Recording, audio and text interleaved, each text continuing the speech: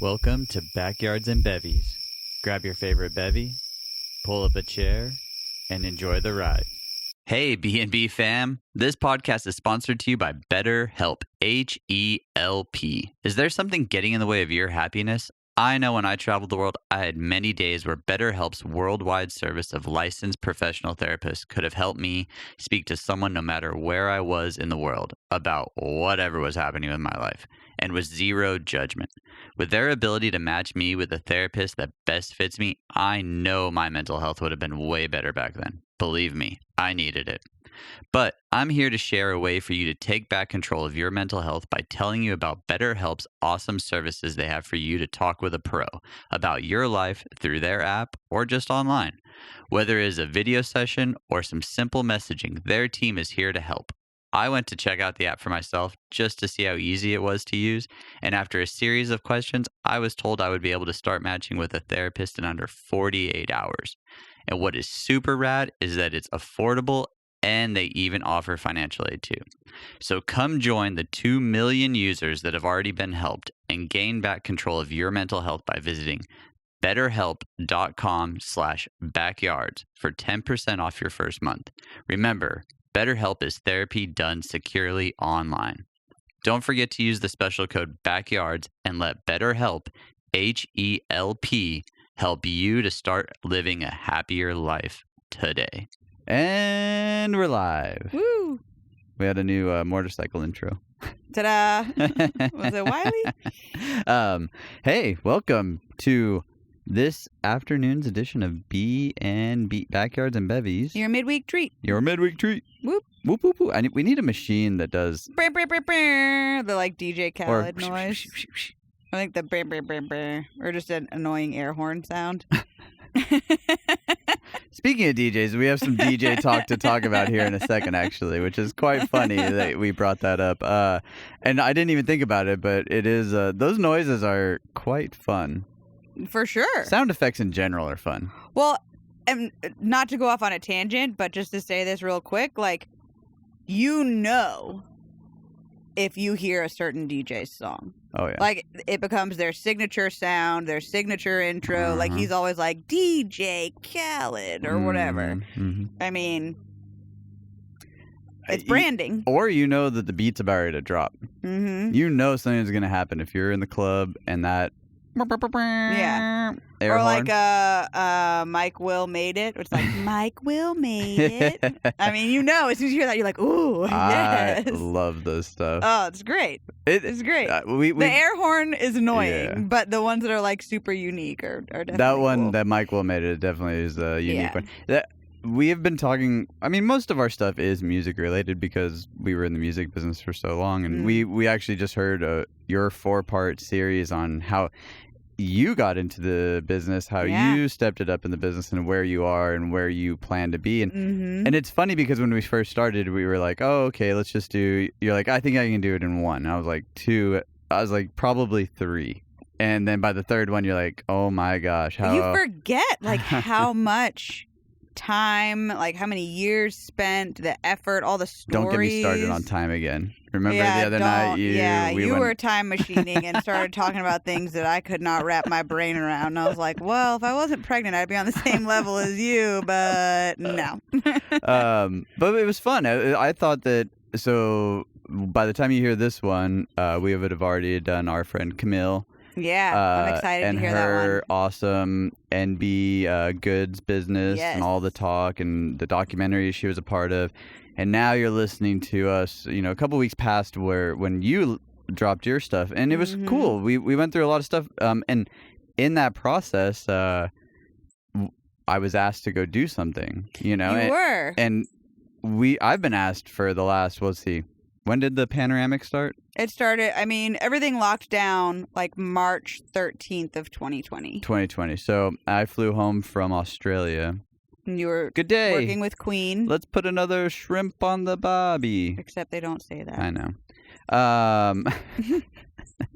Australians probably hate it when people say that. Probably. I could imagine. Mm-hmm. Or like, we don't put shrimps on the barbie. I mean, they don't call it a Barbie. They have to put him on something. But do they actually, like, that sounds like something that Crocodile Dundee says or something ridiculous. That's not a knife. Yeah, this is a knife. This is why you love me, because I can quote that movie. Or Foster's, Australian for beer. Oh my gosh, those commercials were so good back in the day. Yeah. So, all right, we're going off on a tangent again. So, but it was fun. That was my last tour. Then I hung it up. I started something really, really crazy that I always had wanted to do. And we're starting to actually see the end goal to it. You know, like we just sent off the project to someone who is going to look at it with a fine-tooth comb. So, I mean, like, my life is completely different. I'm out of the music business. I don't think about it. Out for 2+ years. Yeah, I don't think about it really. Like, I talk to a lot of people in the music business still. I still have friends in the music business, but like, I don't wake up and go, when's my next gig? Where am I going? How am I getting there? How long am I gone? It's a completely different lifestyle. So when I get the phone calls, it's real simple for me to be like, okay, here's my number.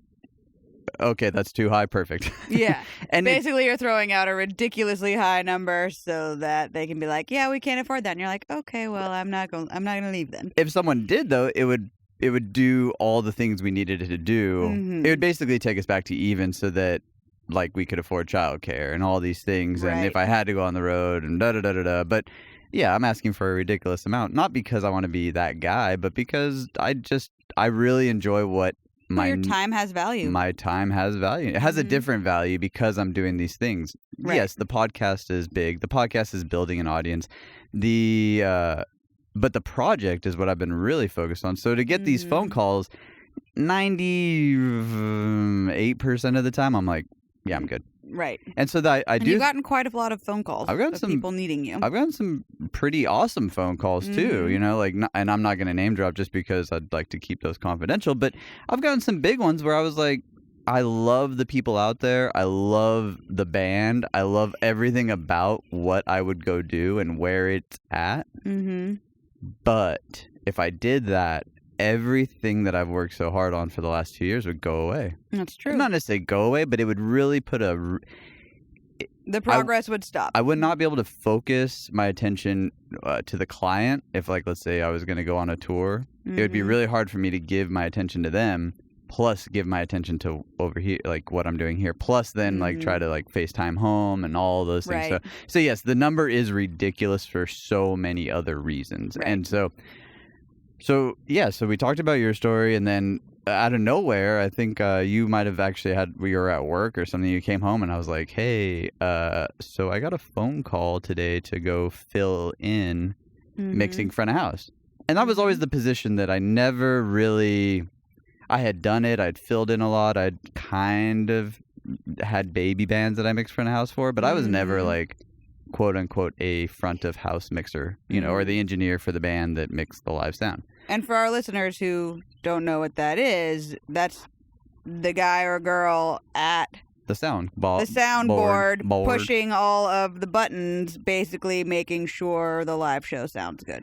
Yeah, and that was always one of those, like, I was on the cusp of either continuing down one path or the other, and we talked about all that, and so when I get the calls, it's always like, oh, ooh, it's enticing, and I get FOMO. I have FOMO. I mean, it'd be crazy for me to say like I don't have FOMO. Yeah, and you'd be lying. Yeah, especially right now because everyone's over in Europe on these awesome European tours. Festival season over in Europe is beautiful. You get to see a city for a few hours and maybe drink some wine, whatever, eat some good food, but.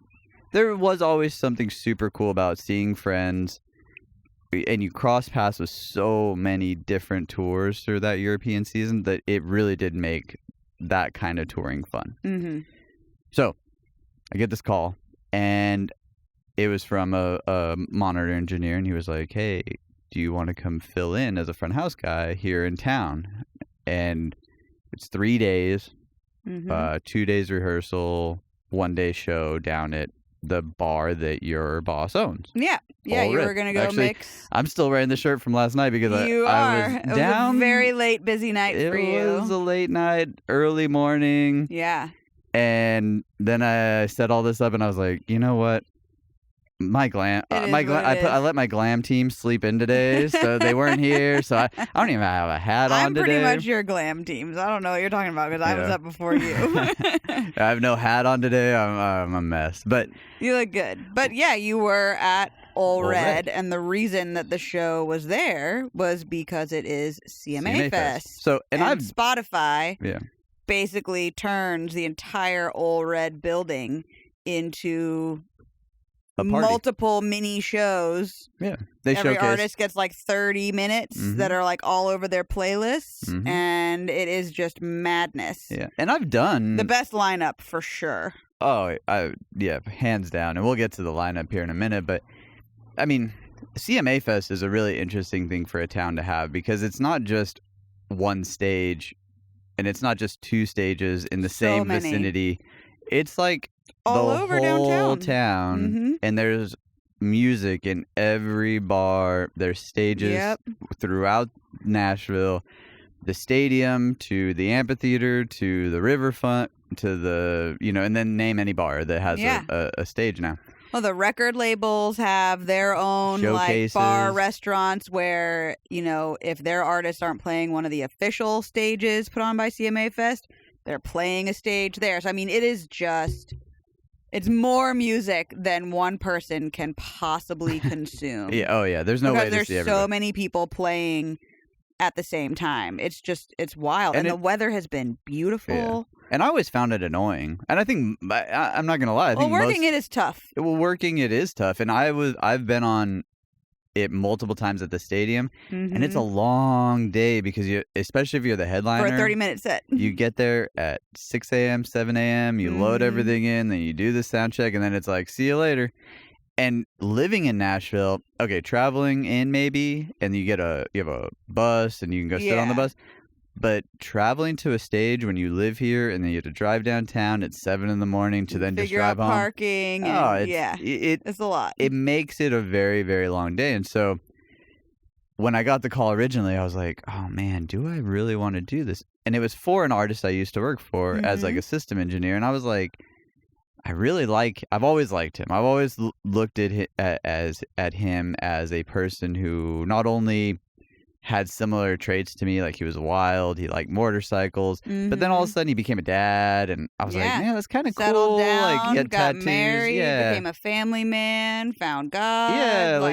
Yeah, we have very similar paths. You do actually. And there was something about that, and so then the crew, and then the band, all your buddies. Yeah, so it was like, all right, there's a lot of people that I haven't necessarily like worked with in a while because I've seen them outside of it. Yeah, we hang out with them sometimes. And some of them I actually haven't seen in years. And so I was like, you know what? It's 3 days. I asked you, and you said, why don't you go mix Tyler Hubbard? And I said, of Florida Georgia Line, who has now launched a solo career. Yeah. Oh, and his new music is so good. Fire. And when we talked about it at first, I was like, it's been a while since I've hopped on that bicycle. I don't know if I'm going to remember the buttons, and I don't know if I'm going to remember how to even mix.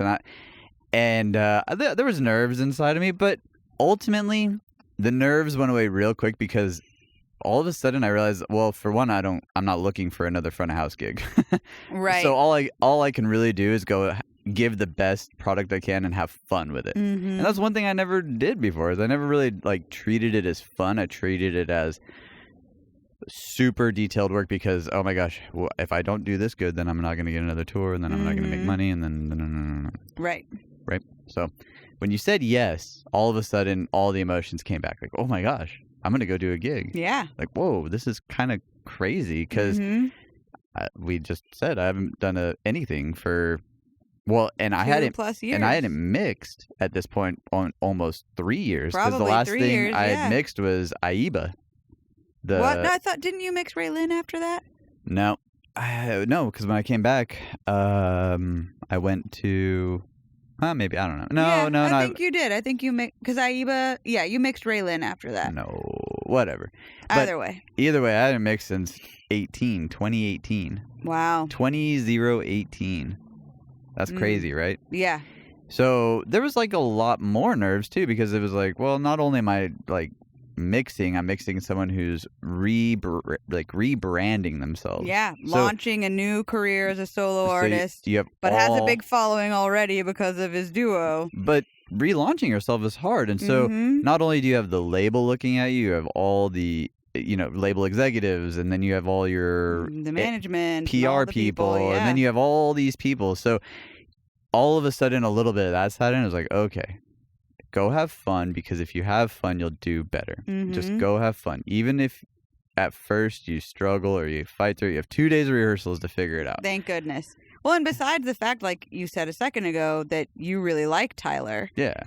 So you obviously wanted to do a good job for him. Yeah. Like this was his first ever show Solo. as a solo artist. Huge. I mean, there's a lot riding on that in his world alone. Big time. So, yeah, but it all came back all of a sudden. It was like, all right, I get to go do this thing, and all the nerd. Oh my, I don't know really the term to say, but driving down to rehearsals was an interesting feeling. I wasn't on a bus. I wasn't. It was like I was back working in a small little audio company. The console was just a very simple console. There wasn't a bunch of bells and whistles. Yeah. It was like this guy is going back to the roots of where he not all the way back, but he's going back, and he's going to do a showcase for everyone. Right. So it was cool, and I just have to say thank you for not only giving me the opportunity to go down there and do that, but it was really, really interesting. And so then all of a sudden I was like, oh wait, hold on, now I have to go downtown for CMA. Yeah. I did not envy you. This is the first time I have not been at CMA Fest at all. I mean, I guess probably since I started working in the industry here, other than when we didn't have it because of COVID, obviously. Yeah. At CMA's, like I said earlier, I've been able to be on it in multiple. I got to mix Maren Morris in the stadium one time, which was super cool, And the cool thing about CMA Fest is that everybody's not necessarily, let's say, equal, but everybody gets an equal playing time. Correct. Which is really cool because it allows for artists who have made it to just go in and play the hits and get off stage and give the fans exactly what they want. Right. Then it gives these new artists to get up there and showcase great exposure. Yeah, showcase a few different songs in front of people who may or may not have ever clicked on them or looked at them. So, but it means that there's a lot of people. I mean, it draws in so many people. And hundreds of thousands. So though one thing I've said before is I hate crowds. You do. Yeah. So here I am. I sign up for something I haven't done in forever. I am now driving to my first rehearsal in over 3 years or 2 years plus. Then all of a sudden, all the emotions of being in a crowd, and then being in a downtown Nashville crowd, and then having to drive. Oh man, my nerves were Your up anxiety and down. was a little high. But then it wasn't. All of a sudden, then I was like, all right, clearly the big guy put me here for a reason. I am doing this to do something, whatever it may be. And you know what it did? It ended up helping us take in a little bit of cash flow to help with the project. Yeah. And I just kept thinking about that. I just kept telling myself, this is helping Tyler. This is helping me. This is helping the bigger picture. And however I want to piece that together, however I want to say it, all it's really doing is helping. Right. It's exposure for him. It's giving me the means to go and do this. So however I feel, I have been placed here and I have to go do a good job. Right. So suck it up. Yes. Because it is, I don't know, falling away from something and then going back to it, which I don't want to go back to touring. Right. That's something that I don't want to do. So I really, really looked at it in the best light I could possibly look at it, and that was only fun. But I think it was also a really great confidence booster for you that if situations like this arise in town, there's an awards show, there's a festival, somebody's playing a show at the arena and all of a sudden their engineer's sick or whatever the case may be, you can be out of the game for over 2 years even longer than that as far as mixing goes, and be able to jump right back in there and know that you can go crush it for somebody. Because if anybody sees videos on Instagram or anything like that of T-Hub's performance, it sounds phenomenal. So you did a great job. No, thank you. And this is being captured on iPhones. They're not plugging into Pro Tools to get a good board mix. No. So I used to say I would tell engineers that when I would be behind them and they would have like a bad show or something like that, I would purposely go look for iPhone or for phone footage. Yeah. Because people are capturing that moment to go show someone. So even though you might think the arena show or the room sounded bad, if you can translate the sound to a phone nowadays, you're winning.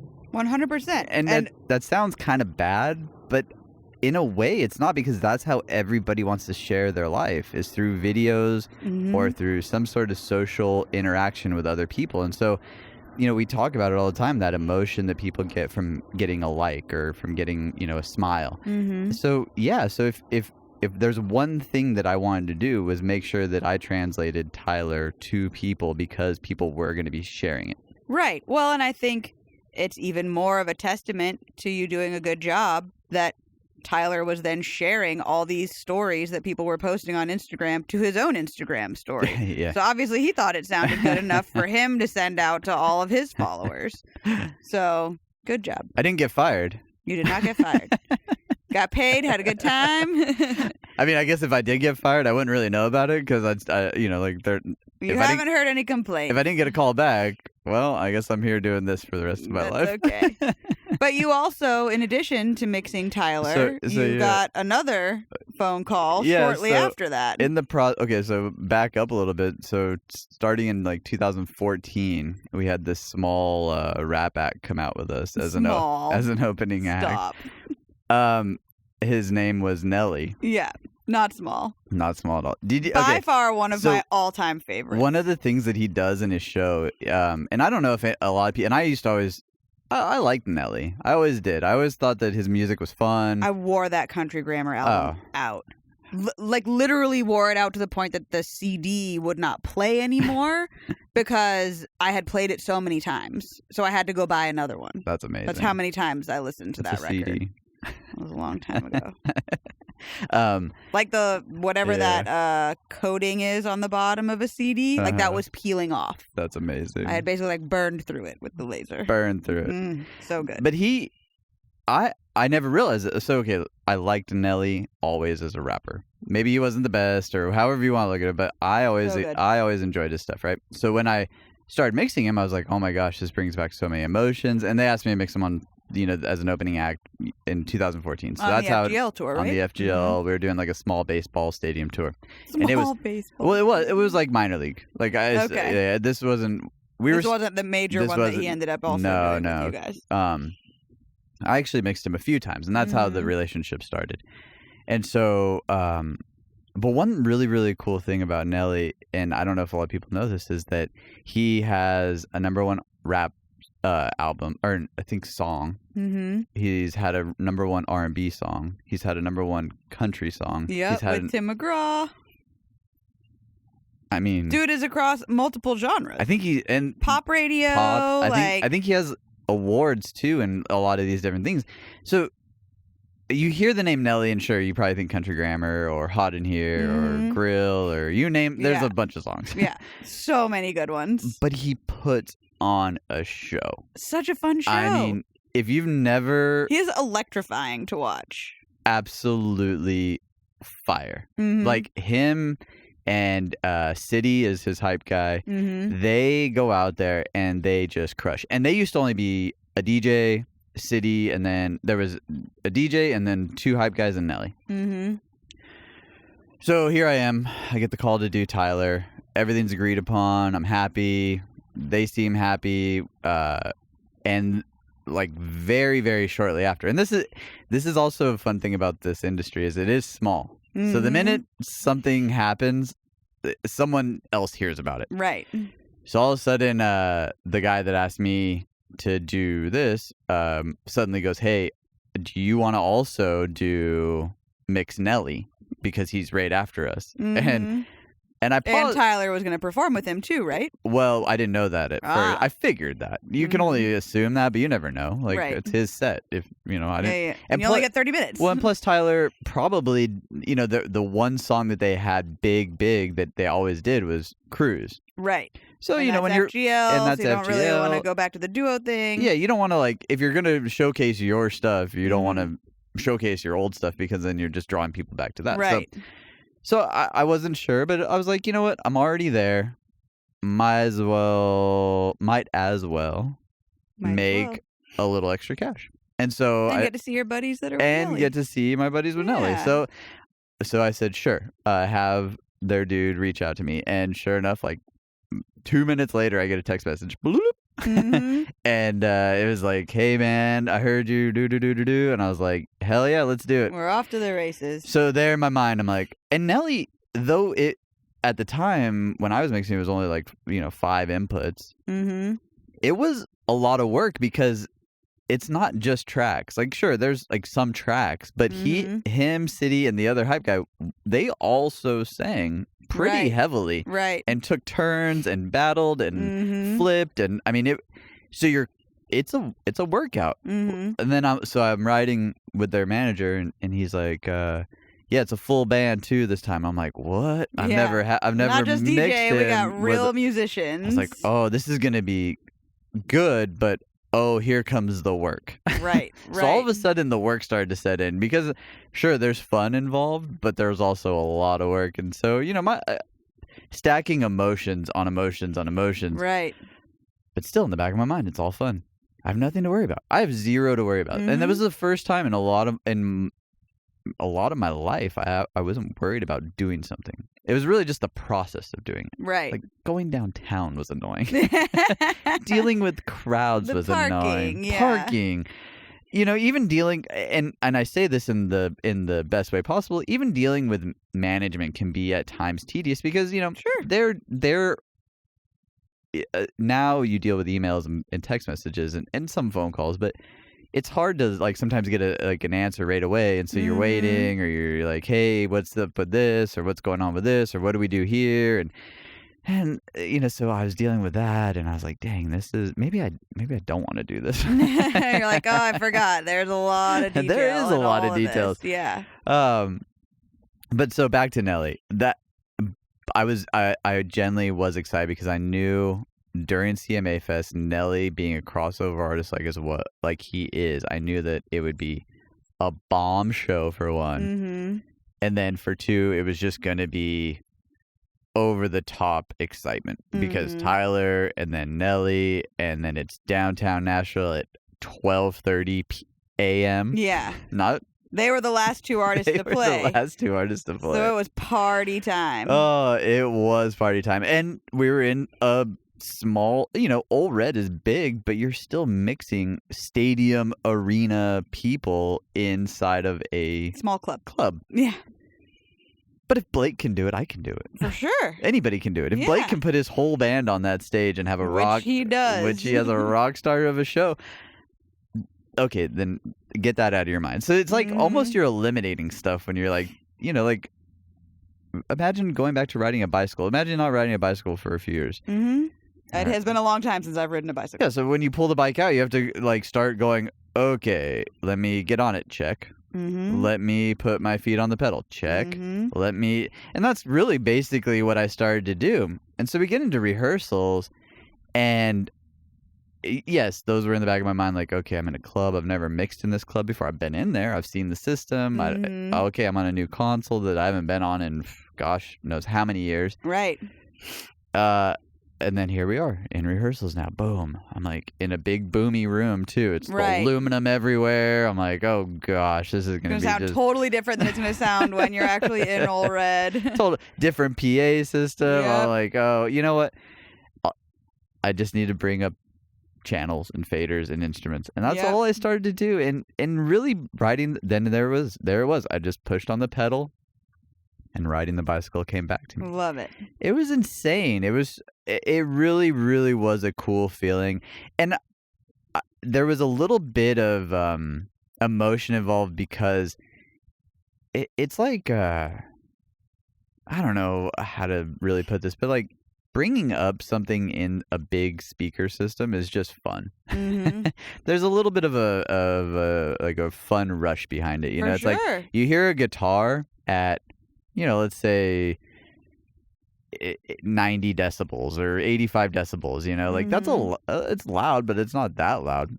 Then you push that thing up to like 95, 96, 97, and all of a sudden you're like, whoa, this is like some power. I can feel this. Yeah, you start to feel instruments. You start to get those like old emotions of like what a crowd is going to feel. And then you start to think about like, what is the crowd looking for and all these little details. And then all these songs are new. Hold on. I have no reference really. Yeah, 100%. Like, but the band was in the same boat I was. You know, they were learning stuff. They were doing things.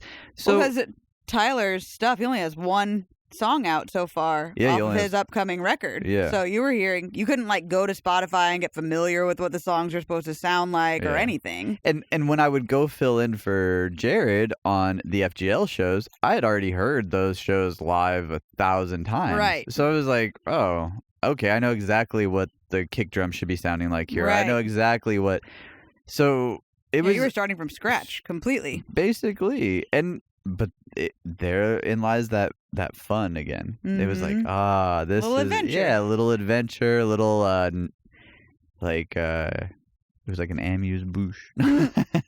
let's get the meal started here. Yeah. And it was and it went great. It was crazy how much fun we had. We were in there, everyone was laughing, we were going on, we were all kind of just going through the paces of like, all right, we're starting from scratch. Let's piece this together. All right, here's the kick drum. Here's the snare. Here's the hi-hat. All right, let's add a little guitar. Let's add some rhythm.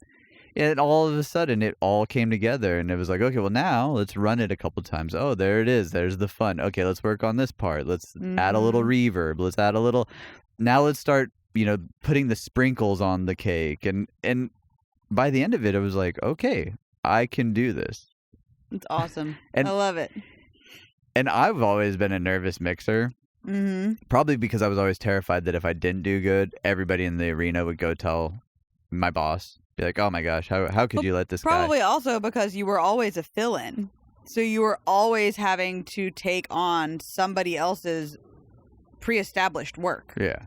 Well, so you were always going to be compared to the engineer that you were replacing for those X number of shows. Exactly. Versus being able to establish yourself as the engineer on a tour, and your mix is their point of reference and stuff like that. So no matter what, you were starting out as being compared to somebody else. I was, by management, by a lot of things, by everybody. And he has a new management, so it was kind of cool because I knew whoever was going to walk through the door didn't know me, and I didn't know them, and they didn't know anything about my style of mixing or anything. So it was challenging, but in the reality, it really wasn't that challenging because I kept just going in a great way. So, all right, long story short, you know, like we went through all these rehearsals, then all of a sudden it's like, all right, it's show day. Mm-hmm. And back to the whole CMA Fest thing. It is a mess. I mean, wild. So many people everywhere. Well, they shut down streets. I mean, there's everything that you think you're like, okay, I'm going to go park here. Nope. No access. No, you can't drive here. You can't walk here. You can't do this. And then each stage has different laminates. And well, there's always the overall laminate that will get you in everywhere. But so I can look back on many tours of walking out to front of house, and my biggest thing was I always had to look for an out. Because I always wanted to go pee. Yeah. So like in the back of my mind, I'm worried about the mix, but I just I don't know. You're like, where's the closest bathroom? Yeah, like what if I have to pee? Like I don't want to like run up a bunch of stairs. And you have to. And it already there is on the second floor. Yep. So. Yep. I get downtown and I start talking to the engineers and stuff, and they're like, "Oh, that's cool. You mix it. Are you out on tour with anyone?" And I'm like, "Nope, I'm a stay-at-home dad." And they're like, "What?" I'm like, "I know. I came out of retirement. This is kind of crazy. It's kind of," and but the whole day, I wasn't nervous about the mix anymore. I was nervous about showtime and when I had to pee. As silly as that sounds, slowly became my biggest worry. And I kind of use that as energy. You know, like you take things and you use it as energy to like get you through moments. And it was like, okay, I've already surpassed the mix. I'm not worried about the mix anymore. And then we did the sound check. But then the nervous side of my bladder kicked in. I was like, okay, well now I got to go walk the building to make sure I know the fastest routes possible to get to the restrooms. I love it. And yeah, I figured that all out. And then Nelly shows up, and actually his band shows up, and they were tight. Yeah. Oh my gosh! Thank goodness, made your job so much easier. It just started to make everything about the day and more enjoyable. The whole day turned out to be fun. Every time I turned around, I was laughing or I was joking around, which is incredible for me to hear you say, because we've been together almost 6 years now, and I have witnessed you go through the ups and downs of many, many, many tours and one-offs and things. And I have never heard you say, it was so much fun. Yeah. I had so much fun. You came home last night with the biggest smile on your face. You had a great time. And I was just like, this is awesome. Like it was no pressure, no worries. You went out there and did it, and you had fun doing it, and you crushed it, and it showed. Yeah. Yeah, it was so, you asked, or at the beginning you brought up the fact that I had done something that I hadn't done in forever, and how, like all that does for me, and it was a confident boost. It was, I think in life there's little moments that you get that show what I did before really did stack up, and it did stay with me, and I think it'll always stay with me. I think I'll always have the chance to, jump back in if someone needs it, and I think one of the biggest compliments that you can get is when someone sees you that you used to tour with, and they're genuinely like happy, and they walk over and they give you a handshake or they give you a hug, or and it's not fake. Because you can tell when someone just wants to say hi and then move away. Yeah, bye. But like every person I saw last night and the past few days, it was, hey, how are you? Let's talk. Yeah. It wasn't fill me in on your life. Yeah. I'm literally saying hi in passing while I go to my next thing. And sometimes it was just like, let's just have a joke. And I think that was what really made it fun, was that the pressure, sure, it was there. Like the annoyance of driving downtown was there. But the compliments of coming back and hanging out with the guys and even being asked to do something, there's something about that too. That very high compliment. Well, it is. There is that compliment. It's like, sure, maybe there could have been another person, but someone came to me, and that made my day. It made me smile. I really thanked them a lot for the opportunity. You just don't get to do certain things all the time, and it reminded me last night of why so many people get so excited to talk about artists. There's an allure behind them. There is something very, very, that's why they call them stars. It's like there's a shine. And the magic in the room last night was crazy, because even Tom Hanks was there. So cool. Like the nicest guy on the planet, supposedly. I didn't meet him. We were in the dressing room, and they were like, all right, Mr. Hanks is going to be coming up soon. Everybody has and it's to a leave. Small, like, it's not a venue where there's like 30 dressing rooms. There's so, two. There's 2 dressing rooms, and it was built for Blake to come do shows probably, right. And to do a small showcase. And like any other venue in Nashville, it turns into, well, let's stuff 35 people in here today, or 35 bands. It'll be great. Yeah, we'll figure it out. And we'll do it in like 4 hours. Everybody's going to love it. So I'm like, wow, Tom Hanks is here? But then you're walking through the backstage area, and there's, all these giant artists, and they're all there to share these moments. And even artists are starstruck of other artists. So it just goes to show you what music can do to people. And so those feelings, though, are just so cool to me. And it just reminded me of those special times that I'll always have, that I'll always be able to share with people and tell these stories. And so I think that's why it's cool to do this podcast, even though it might not be really truly about something. Mm-hmm. This podcast was just kind of meant to like just invoke that little bit of like spark again, you know? Yeah. Like there's always room to go back into your toolbox and reuse a tool for a little bit. You know, it doesn't mean that I'm going to go back on tour tomorrow. Next week though. But but it does show you though that in time, you know, take these opportunities to learn a trick or a trade. You just never know when it'll pay off. And then treat it as a high compliment too when you get asked to, you know, if like you're a great woodworker and all of a sudden you're like, oh, I haven't woodworked in forever, but someone's like, hey man, you want to build me a bar stool? And you're like, you know what? Sure. Maybe I will. There's something, I don't know, cool about that. Yeah. When someone asks you to go back to your roots or back to something that you were originally good at, I don't know. It made me smile really big. I'm so glad. And then to be in a room with the other, you know, so big shout out to the Old Red guys too, because that house crew is awesome. Yeah, they're the best.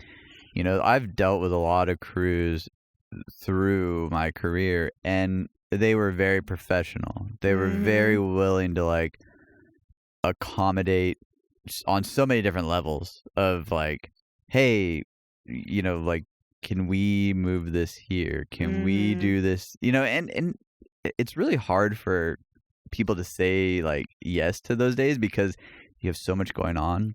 You have so many artists on stage. Yeah. You're trying to stay on a timeline. A very strict timeline. Yeah, because, you know, you're dealing with, you know, you're just dealing with people's time. Yeah. And especially a bar that closes, you know, at 2. You're trying to get that last artist out there. You're like, okay, let's make sure we close on time. But right. So I just have to give a big shout out to all those guys because not only did they accommodate, we had so many good laughs in the booth. That's you know, awesome. Because like a club scene, if you can picture an arena versus a club, you know, the sound guy is in the middle of the arena, the best place in the house, supposedly. Just everything's perfect about this.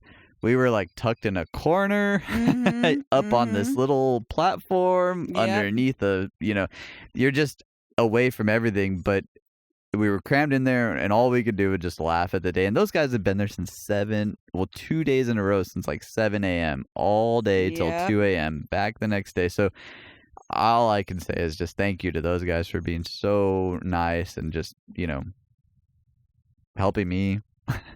They're the best. I love them.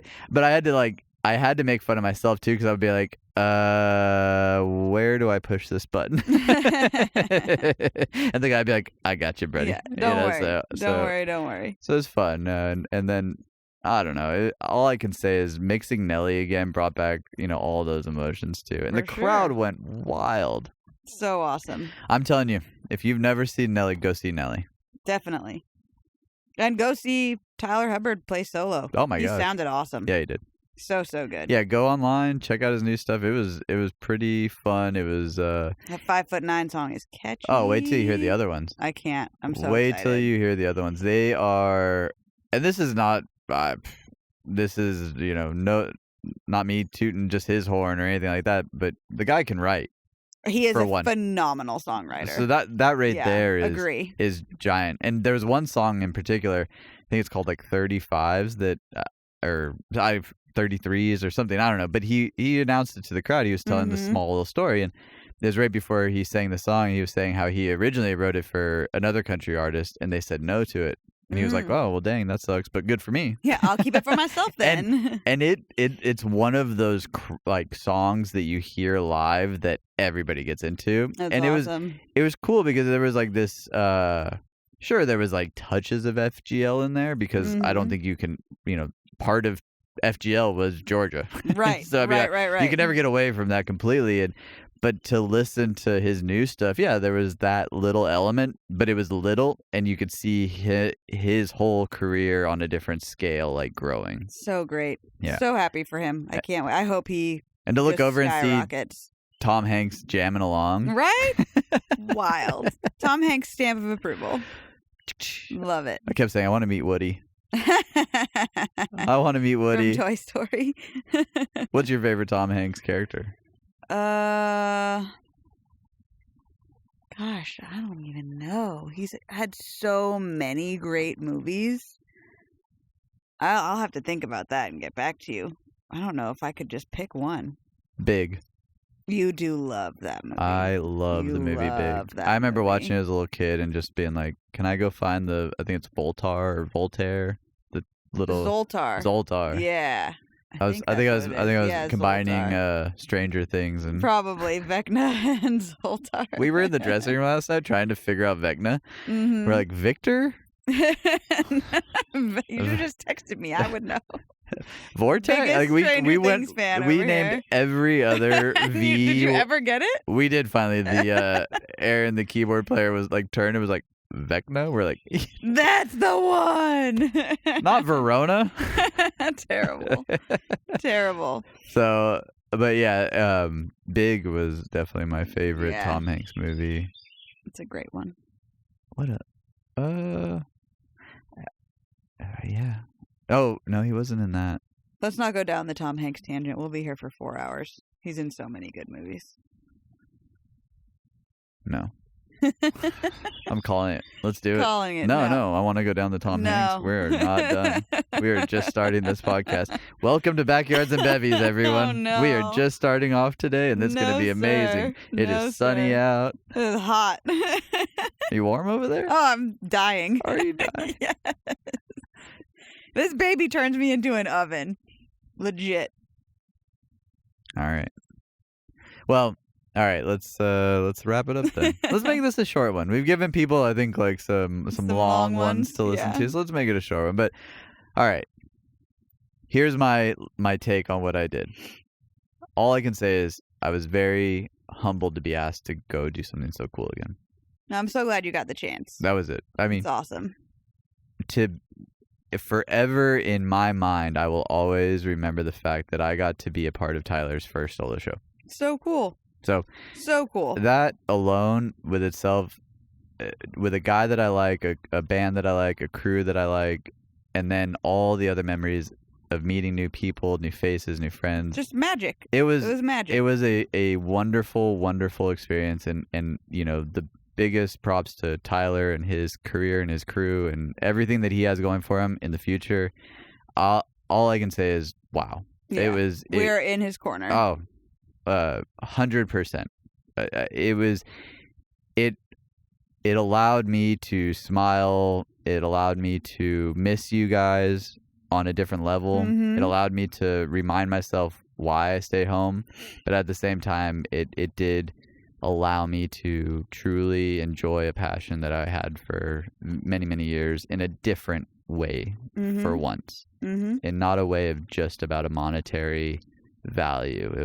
It was a fun, very humbling, cool experience. And so all I can say is thank you to the Nelly crew as well, because I will always get to remember that I got to mix Nelly in 2 different ways. Yeah. In a DJ only and also in a band club scenario. And so forever cool. I will be grateful for these 2 memories that I got to do in CMA Fest. And once again, I think I'm done doing CMA Fest. And you say that now, you never know. Well, no, I've said it, but that's what I mean. I've said it not 1,000 times, but I've said it many times. Like, I will never do another CMA Fest. Yep.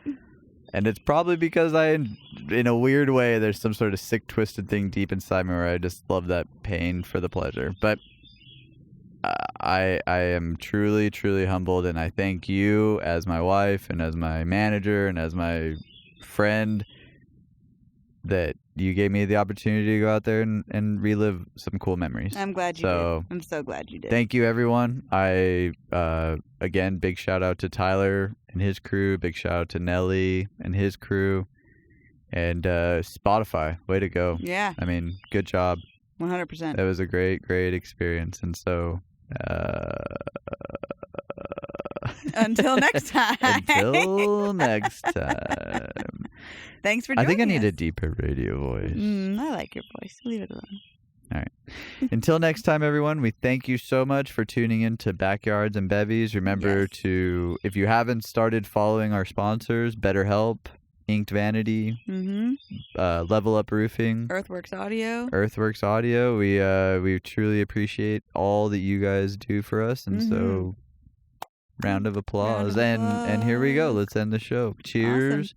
Bottoms up. Enjoy your week. Yeah. And, enjoy this midweek and short. Enjoy this short midweek treat. Yes. See ya. See ya.